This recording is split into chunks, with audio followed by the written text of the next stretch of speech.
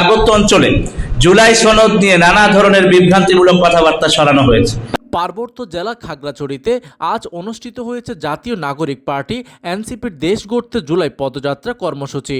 এ উপলক্ষে শহরের বিভিন্ন স্থানে নেওয়া হয়েছিল আইনশৃঙ্খলা বাহিনীর নিরাপত্তা। সোমবার বেলা 11টায় খাগড়াছড়ি শহরের চেঙ্গি স্কোয়ার থেকে পদযাত্রা শুরু হয়ে পরে শহরের মুক্ত মঞ্চে জনসভা অনুষ্ঠিত হয়। এনসিপির নেতাদের স্বাগত জানিয়ে শহরের বিভিন্ন স্থানে নির্মাণ করা হয়েছিল তোরণ, পাশাপাশি টাঙানো হয়েছে ব্যানার ও ফেস্টুন।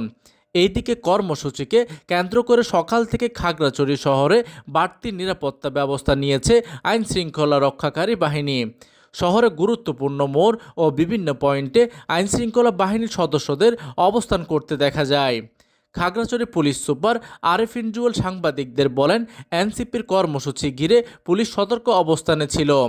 জানা যায়, খাগড়াছড়ির কর্মসূচিতে এনসিপির উত্তরাঞ্চলের মুখ্য সংগঠক সার্জিস আলম সহ দলের শীর্ষ নেতাদের উপস্থিত ছিল। কর্মসূচিকে ঘিরে শহরের রাজনৈতিক নেতাকর্মীদের পাশাপাশি সাধারণ মানুষের মধ্যেও আগ্রহ তৈরি হয়েছে। ডেস্ক নিউজ, দিগন্তের বার্তা 24।